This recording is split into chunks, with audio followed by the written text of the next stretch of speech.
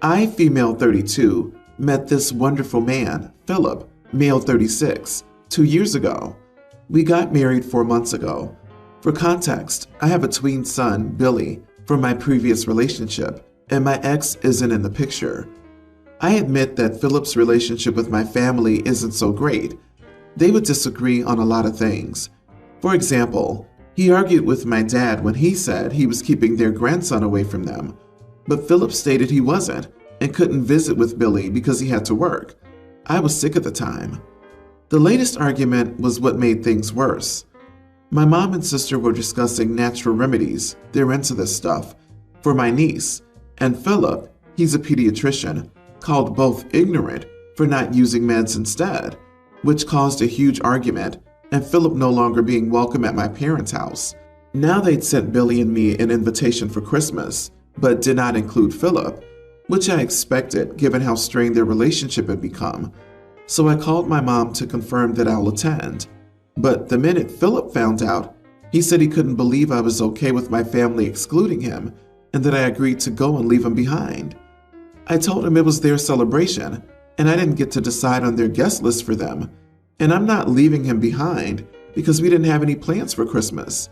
He said he thought we'd automatically celebrate together, the three of us. But now I'm taking Billy away from him as well. I thought that was a bit dramatic because it's just a few hours at my parents' home, but he insisted it was about principle and respect. We had a big argument, and I said that he alienated himself by continually picking fights with my family. Still, he started ranting, saying it wasn't about the fact that they didn't invite him, but that I would let him spend Christmas alone without Billy and me. We went back and forth on the issue, but have yet to reach a solution. My parents are used to spending every major holiday with Billy, so you can see how much pressure I'm getting from both sides here. Am I the idiot? Maybe Mom can calm the situation down with some lavender oil, huh? You are the idiot, OP. Your husband has done nothing wrong. Your dad picked a fight because he had to work, and you didn't defend him. Also, you're encouraging your mom to be an idiot, not knowledgeable about medications, and want to do natural healing, when your husband, as a medical professional, stated the facts. You let them be terrible to him. You think it's okay to leave your husband alone on Christmas because they're being horrible to him, and I'd be upset that you're not defending him when he's done nothing wrong. You're taking their side, and in doing so, shows you don't care for your husband. Keep this up and he will leave. It looks like OP's getting divorce papers for Christmas. I would wrap them nicely in Christmas paper for when she returns from her wonderful family. I know I wouldn't stand for this. I can't imagine her husband will. Do you want to be married to him? You accepted an invitation that excludes him, and you think this is reasonable? When you marry, you become a team. Your husband has been banned, therefore you don't go either. It's that simple. You have shown your, in your own words, wonderful man, where he lies on your list of priorities. Get your head out of your butt, or you'll need to find a divorce lawyer. I sure as heck wouldn't put up with a spouse like you. You're soon gonna have 2 exes that aren't in the picture. I'm also wondering why Billy's biological dad is no longer in the picture at all. I bet her family ran him off too, and are used to alienating OP for men. The sister may also be a single parent, since she was discussing natural remedies for the niece with her mom and not her partner. It sounds like this family's energy is negative, and they want to isolate the daughters. Also, I hate idiot parents who host chickenpox parties and cure RSV by putting onions in socks. Exactly. I'm also curious how severe the child's illness is, and if the family was trying to treat them with stuff like essential oils. The man is a pediatrician, and depending on the situation, he would be an idiot for not saying something to try to help a child in need. Let's be real, it's probably the last Christmas as a married couple. My wife and I have a 3-year-old daughter and a 2-year-old son. I'll call them Dee and Sam for brevity. My in-laws often send us stuff for the kids, usually addressed to Sam. I ignore this as the kids are so close in age, 11 months, and are at similar developmental stages. I never thought about why Sam's name is usually on the packages. Whenever they send a toy, it just goes in the playroom, and the kids don't have individual toys unless you count the stuffed animals they sleep with. My wife initially wanted to divide the toys into different chests for each kid. I said that didn't make sense, and it made cleaning and organizing the room take longer. When I pick up the playroom, I organize the toys by type, making them fit into less space and making it impossible to forget what goes where, so things are easier to find. My wife admitted I was right, so that's how we've been doing things for a while. Today my in-laws were visiting and saw Dee playing with the toy. My mother-in-law asked why Dee had Sam's toy. I said we don't split up toys like that. None of the toys are Sam's or Dee's. All the toys belong to Sam and Dee. My mother-in-law was upset because she picked that toy out specifically for Sam. I just sort of shrugged. It's a plastic frog. There's nothing special about it. My father-in-law asked if I did that with everything they sent, and I said most things, but the kids do have their special stuffed animals they sleep with. Both were upset and started arguing with my wife in their language, way too fast for me to keep up with, but it amounted to me being an ungrateful and rude idiot. Then they left. My wife said going forward, we should keep toys bought for Sam separate because it upsets her parents that the toys are communal. I said I wasn't okay with that. If we do that, we'd have to buy more stuff for Dee and less for Sam, for them to have an equal number of toys. That would make Sam think that we like him less than Dee, and Dee thinks her grandparents like her less than Sam. I said if her parents aren't okay with that, they shouldn't send stuff. Now things are really tense. With her and her parents both mad at me, I'm questioning if I'm being a stubborn idiot. Edit. Sam and Dee are both my wife's biological children. Not the idiot. Your in-laws are blatantly favoring the boy grandchild, and that's not something to put up with. Your wife shouldn't allow it either. They're even angry that Dee gets to touch a toy they intended for Sam alone. That's pretty mean. I don't see anything wrong with keeping most toys communal. I bet that the kids are great at sharing. Though as they get older, they're going to want more private property, and you'll need to respect that and smoothly transition to a hybrid or new system. Exactly. You don't want Dee growing up to feel less than. I'd ask the wife why she seems okay with her parents giving more gifts to Sam and that you find that 100% unacceptable. Return to sender. That's what I would do. OP has the right idea, and if OP wants the kids treated equally, then the wife needs to tell her parents if they can't send stuff for both kids, addressed to both kids, then don't send anything at all. I hope OP sits his wife down, talks to her, and asks why her parents send so much for Sam and not Dee. They need to stop showing such favoritism. You are the idiot. Why have you not confronted them? Make them explain their behavior.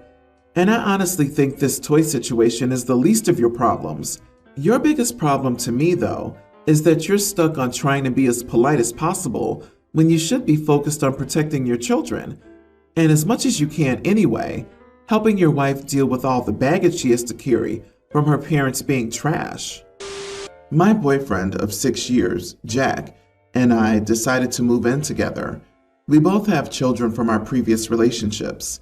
He has a teen daughter we'll call Lou, and I have an older teen son that we'll call Ethan. I have a 1-bedroom home with a basement that I turned into a bedroom for Ethan, so we couldn't move into our home. And while Jack has a 3-bedroom home, he said he needed one of the rooms as an office since he works from home, and so we had to find another home. So we decided to sell our homes and buy one together, and we finally found our dream home, which has 4 bedrooms, 1 master bedroom, 1 bedroom with an ensuite, and 2 smaller bedrooms. The master bedroom is obviously for Jack and me, and the smallest room will be his office. The issue is the other 2 bedrooms. Growing up in our home, the biggest room was always for the oldest child, so I assumed Ethan would have the room with the ensuite, and the other one would be for Lou. Ethan loved the room. A few days ago, I was talking to Jack and told him how excited Ethan is about having a bigger room and his own ensuite, and he looked at me confused and said that that room was for Lou, not Ethan. I told him that wasn't fair because Ethan is older, so he should get the bigger room, and once he left for college, Lou could get the room. He said that's not going to happen because Lou has always had an ensuite and she's used to having it, and she shouldn't lose this. I was getting angry at this point and told him she could survive walking a few steps to go to the bathroom, and he sarcastically told me that Ethan could survive it too, and Ethan's last bedroom was way smaller than this, so it would actually be an upgrade for him, and for Lou, it'll be a downgrade. I told them that it wasn't fair, that just because my son didn't have a big bedroom before, he couldn't have one now.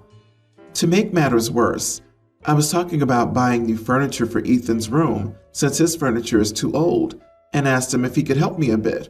He told me he's planning to buy new furniture for Lou too, because this whole situation is very difficult for her, and he wants to make her feel better. He offered that he could buy new things for Lou, and Ethan could use Lou's old things.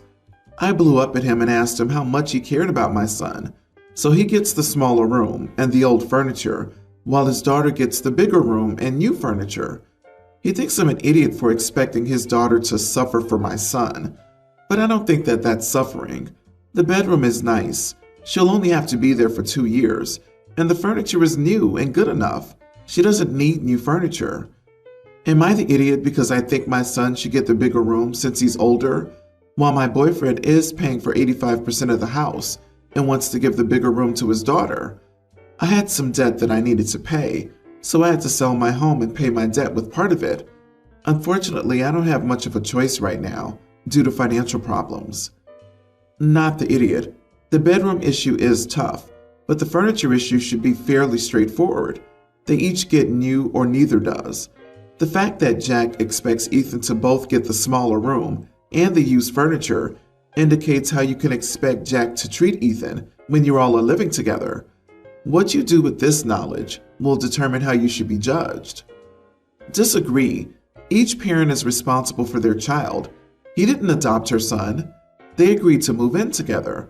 They still have their separate responsibilities to their children. He can still buy for his child without buying for hers. Everyone's the idiot here. Both of you see your children as yours, that you must advocate against the other. The logical thing would be that they both get the small rooms, and the room with the ensuite is a guest room plus office. But I agree, your husband is trying to get a better deal even if you both invested in the house. You are the idiot. The whole move is primarily motivated by your debt and your need to sell your house to pay the debt, and the boyfriend is footing the bill for most of the new home. 85% and 15% is lopsided.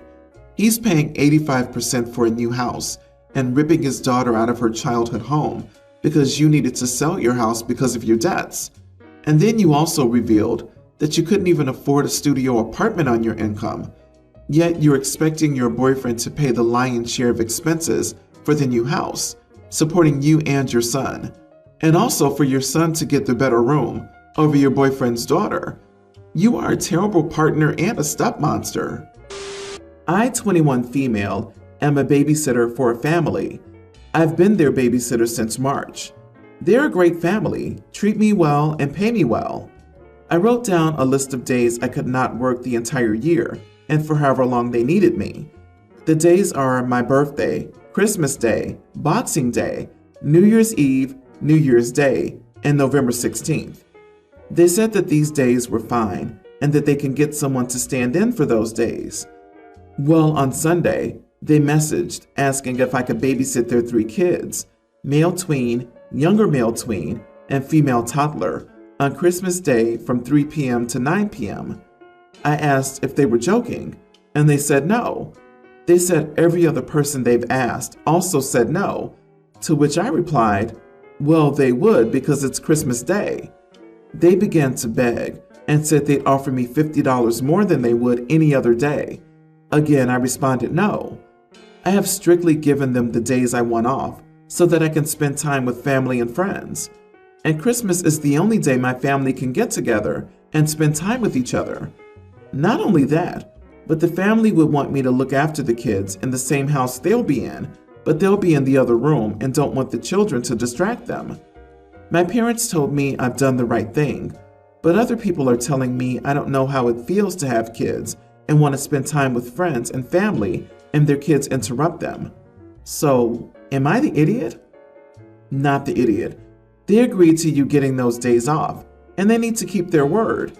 Also, why aren't they spending time with their kids on Christmas unless they have to work during those hours? What are you going to do from 3 to 9 on Christmas Day? Everything is closed, and it's not even the right hours for dinner. There is literally nothing to do during that time but hang out with your family. Agree. It's also for sure not just their kids. She'll end up with a room full of all the cousins too, and the $50 will magically be enough compensation for that extra. The family's having a Christmas party and wants someone to entertain all the youngsters. Seriously? Oh, their kids are a distraction on Christmas? Geez, too bad. OP set out the days and those days were agreed to. That $50 is disrespectful, and they will try to saddle her with everyone's kids. Also, who are these other people who think you should do it? Are your friends joking? It's Christmas Day. That's not a huge ask. It's ridiculous. If they see it as okay, maybe they could go do babysitting then. I, male 35, have met my girlfriend 30 at work. We're both interpreters. We've been together for a few months, and Thanksgiving will be the first time she'll meet my parents. I'm half Japanese. My dad is Japanese, my mother's American. My mother learned Japanese so she could connect with my paternal side of the family. My siblings and I all speak Japanese. However, none of my sibling spouses do. My girlfriend Sasha started learning Japanese before it got popular. She started learning it when she was 14 and has both a BA and an MA in Japanese and translation and interpreting. She sounds as close to a native speaker as possible. However, I wanted her not to try to speak Japanese when meeting my parents or grandparents and said that she's forbidden from using it, even when I'm using it with my siblings.